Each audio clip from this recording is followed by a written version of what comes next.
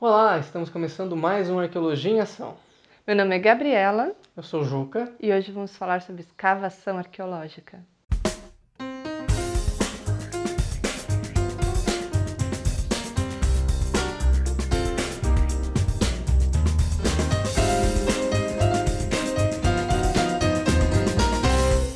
O foco do vídeo de hoje será responder as perguntas que vocês deixaram pra gente nos comentários do nosso último vídeo e também as perguntas que vocês deixaram pra gente nas nossas redes sociais. Qual é a diferença entre uma escavação arqueológica e uma escavação paleontológica? Na escavação arqueológica, geralmente a gente divide a área que vai ser escavada em várias quadrículas, ou seja, quadrantes, quadradinhos de diversos tamanhos, pode ser de metro quadrado, de 50 por 50, de 2 metros por 2 metros, depende geralmente do objetivo da escavação.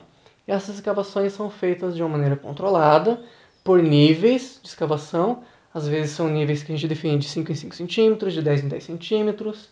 Em escavações ainda mais cuidadosas, a gente toma milimetricamente o local de onde essas peças são escavadas. Geralmente a gente escava usando uma ferramenta que é a colher de pedreiro. A gente usa a colher de pedreiro e vai descendo lentamente até expondo os materiais, assim como vocês estão vendo aí agora. E a gente vai encontrando os materiais. Dependendo da fragilidade do material, a gente, em vez de usar uma colher de pedreiro, a gente usa artefatos de madeira ou pincel. Algo assim. Pincel para limpar, enfim. Depende dos objetivos. Bom, os nossos principais instrumentos de trabalho são a colher de pedreiro, pazinha e um balde. Muitas vezes a gente também usa o pincel, normalmente para deixar a quadra mais organizada ou para evidenciar algum artefato que esteja aparecendo. Já uma escavação paleontológica, ela pode utilizar os mesmos métodos e técnicas que nós utilizamos na arqueologia. No entanto, os paleontólogos lidam muito com fósseis que são encontrados dentro das rochas. E a gente não escava a rocha. Os paleontólogos vão quebrar essas rochas em busca dos fósseis. Mas aí, para vocês saberem como é que funciona esse tipo de escavação paleontológica, vocês vão ter que perguntar lá para a Aline Guilherme e para o Tito Aureliano, do canal Colecionadores de Ossos. A gente vai deixar o link aqui para o canal deles aqui embaixo. Como é definida a área da prospecção? Bom, a prospecção é o primeiro passo para a gente ver o potencial arqueológico do lugar. Ou seja, a gente vai caminhar pelo lugar e ver se tem peças aflorando ou em superfície. Durante a prospecção, a gente também faz pequenas sondagens com boca de lobo para ver se tem material em nível mais profundo. Contrado, que vai mais fundo. A área da prospecção, ela pode, assim, se uma obra está para acontecer, a principal área de prospecção é a área diretamente afetada, que é onde vai acontecer a obra. Mas isso não impede que a gente vá um pouco além dessa área para ver se existem outros lugares com potencial. Encontrar as peças em superfície também é uma forma de você determinar uma área de prospecção, que é um local com grande potencial arqueológico. Em alguns lugares a gente pode não encontrar artefatos em superfície, nem no trado, no boca de lobo, mas às vezes tem painéis rupestres, né? Então a gente já sabe que ali naquela área a gente pode escavar. Quais os critérios para a delimitação da quadra? A delimitação da quadra pode seguir diversos critérios. Mais uma vez, depende muito dos objetivos do arqueólogo que está coordenando aquela escavação. Em alguns casos, a gente pode utilizar como critério o local onde mais está aflorando o material em superfície, ou seja, onde tem material que já não está mais soterrado, que ele apareceu, né? Ele saiu da terra porque está tendo algum tipo de erosão, alguma coisa que está fazendo ele aparecer. Então, aquela área a gente já assume que vai ter mais material embaixo. Ou, se teve já uma sondagem anterior, né, uma pequena intervenção, um buraquinho pequeno que a gente cavou e descobriu que tem material ali, então do lado a gente já sabe que é uma boa área para ser escavada, ou então deixar aquele mesmo buraquinho que a gente abriu antes mais amplo e continuar afundando ele em busca de mais material e amostras para datação, etc. Nós estamos aqui escavando o sítio Rincão 1, que ele fica na região de Araraquara, próximo às margens do rio Jacareguaçu. É um rio que ele foi descoberto por arqueologia de contato, no trabalho da empresa Zanettini Arqueologia, e ele não foi feito ainda coleta de amostras de solo de carvão para determinar a idade do sítio. Então, um dos objetivos da nossa escavação aqui é tentar buscar uma primeira aproximação da época de povoação em que se formaram os artefatos do sítio. Quão profundo os arqueólogos escavam? Às vezes muito profundo, às vezes não tão profundo, depende da quantidade de material que a gente vai encontrando ao longo da escavação. Muitas vezes a gente aprofunda bastante para ter certeza de que não estamos deixando passar nenhum artefato, como no caso das aberturas com boca de lobo e posteriormente com o trado, que afunda mais. Às vezes a escavação chega a 3, 4 metros. Essa ferramenta que nós estamos usando aqui é um trado holandês. O trado holandês, ele é um instrumento que permite que você faça a perfuração do solo e você colete amostras de forma controlada, de 10 em 10 centímetros, de maneira que você possa extrair amostras de solo de profundidades bastante significativas, de onde você está escavando, sem, no entanto, precisar abrir uma unidade de escavação mais ampla para isso. Uma das principais vantagens do trado holandês é que, enquanto há solo, é possível você escavar. Há alguns casos de tradagens que superam algumas dezenas de metros que foram feitas aqui no Brasil, né? Essa é a principal vantagem do instrumento.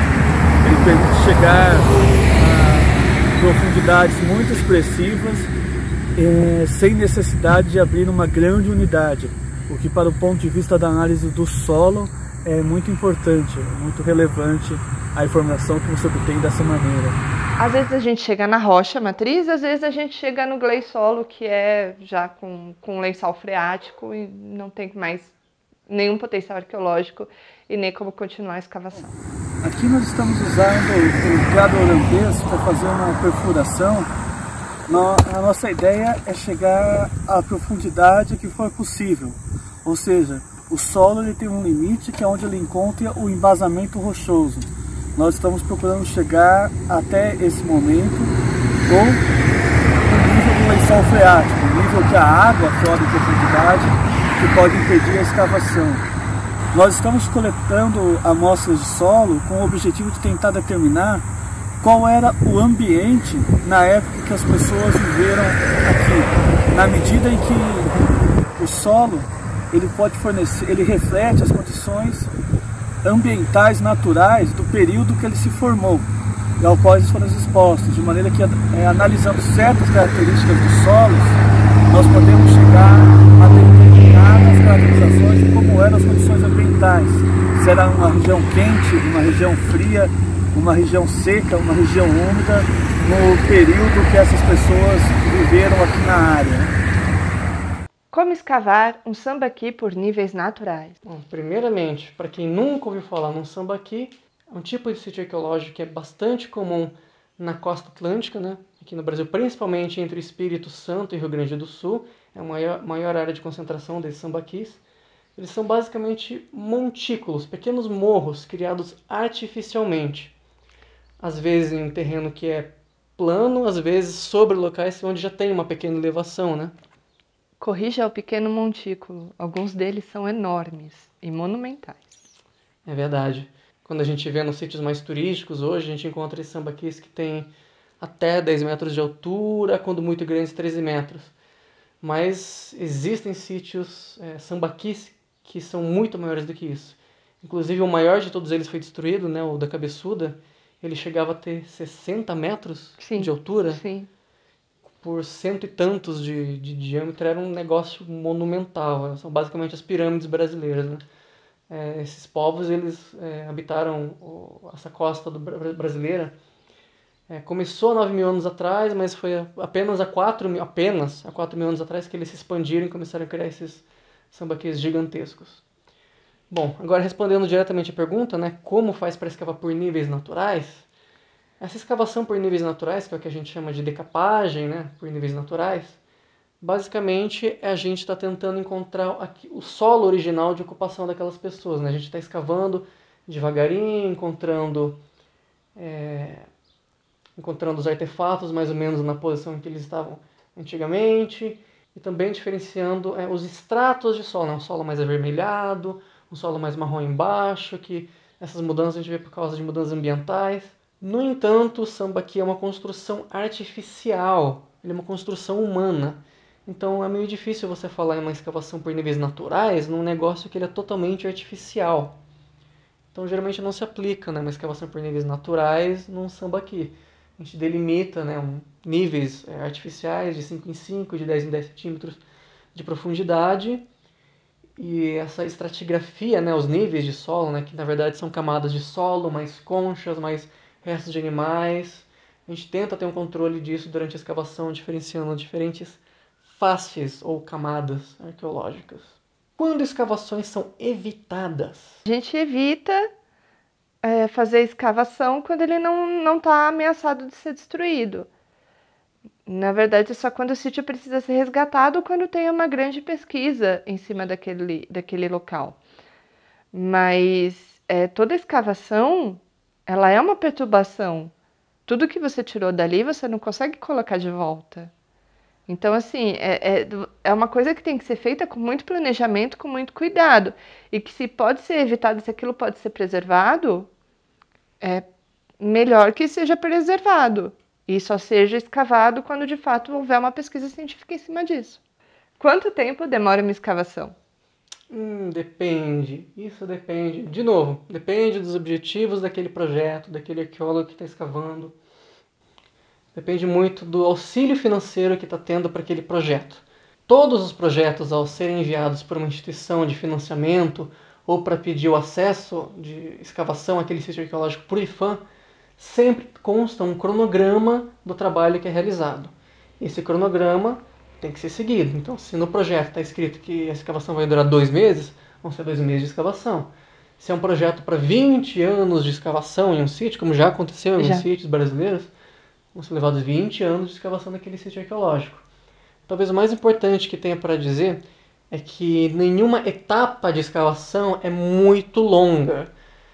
Os casos mais longos que a gente tem, né, nos últimos anos de escavações longas, uma etapa de escavação longa é tipo de 1 mês e meio no máximo. Depois de 1 mês e meio ninguém mais aguenta, tá lá em campo, escavando sem parar, vendo as caras das mesmas pessoas sem parar. É cansativo. Então essas etapas são feitas de 1 ano, tipo uma vez por ano se escava por 1 mês e meio, ou por 1 mês, ou por 2 semanas. Afinal, 1 ou 2 semanas, dependendo do sítio, se for um sítio que tem muito material, isso gera material para a gente trabalhar no laboratório por mais de 1 ano. Qual é a maior dificuldade numa escavação? Às vezes o sedimento é muito duro. Às vezes a gente tem que lidar com isso e criar uma estratégia nova, como foi no caso da Jordânia, né, que nós escavamos verticalmente por conta de uma grande crosta intransponível. Deus me livre. Pois é. Ou mesmo no sítio Bastos, no interior de São Paulo, que o sedimento ele é bem duro e a técnica de escavação muda um pouco por conta disso. Acho que é porque é o sedimento. Porque nos casos a gente não consegue escavar devagarinho, né? Com colher de pedreiro a gente tem que apelar para algum... Sim. A gente tem alguns obstáculos, né? Que nem a gente tem alguns bichinhos, às vezes, que vêm visitar a gente, mas isso não é exatamente uma dificuldade. Quais são os critérios utilizados para decidir o que é resgatado e o que fica no sítio? Boa pergunta. De regra geral, tudo que está sendo escavado vai para o laboratório, vai para o acervo, vai para a curadoria. A curadoria é a etapa que vem depois da escavação, que é a limpeza, a catalogação detalhada das peças arqueológicas, né? Parte dela já é feita durante a escavação, é necessário, né? Você saber de onde está vindo aquelas peças, né? Qual quadrícula, nome do sítio, qual a profundidade, etc.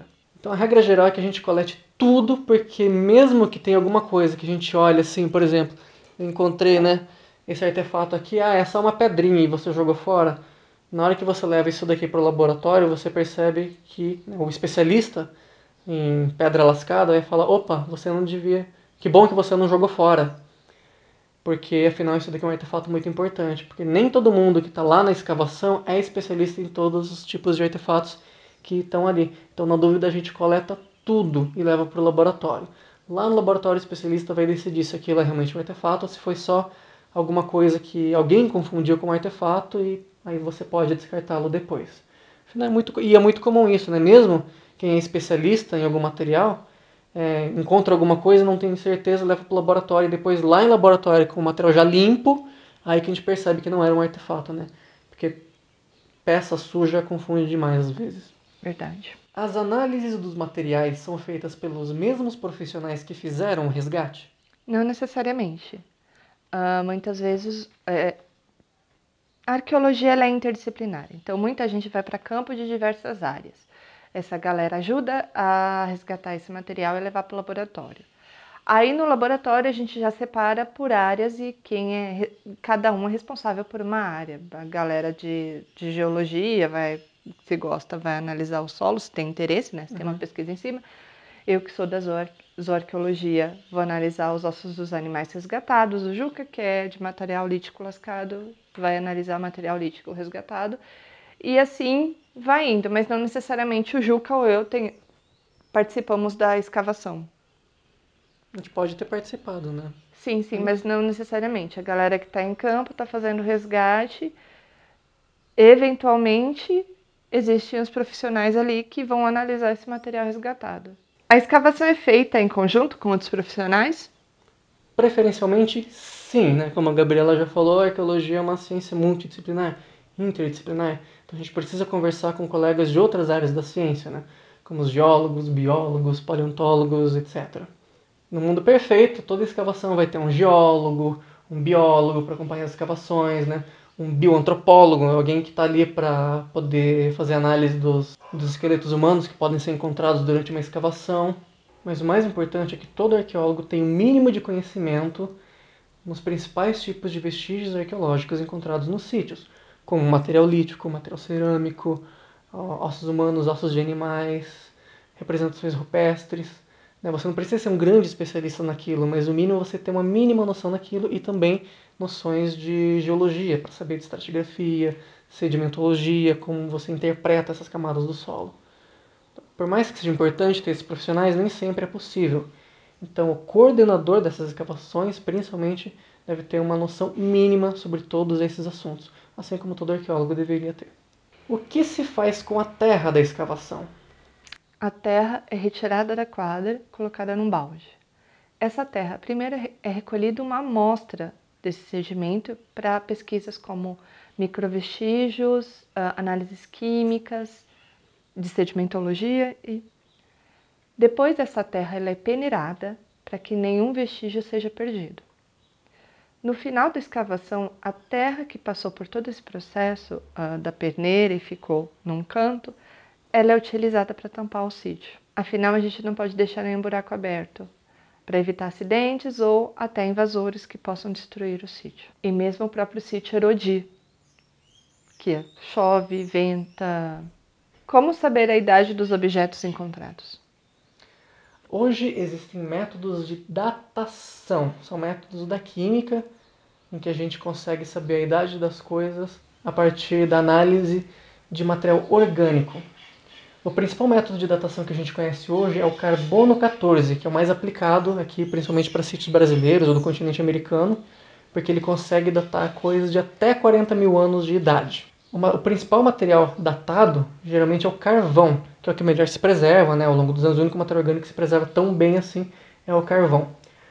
Quando não tem carvão, ou quando você quer aplicar mais um método para ter certeza da idade daquela camada arqueológica que você está escavando, você também pode utilizar o método de termoluminescência, que é basicamente pegar um pouco de sedimento, com muito cuidado para que ele não tenha luz batendo nele, né? Tem que estar bem escurinho, porque esse material depois vai para o laboratório, e no laboratório de datação eles vão saber há quanto tempo que não bate luz naquele sedimento.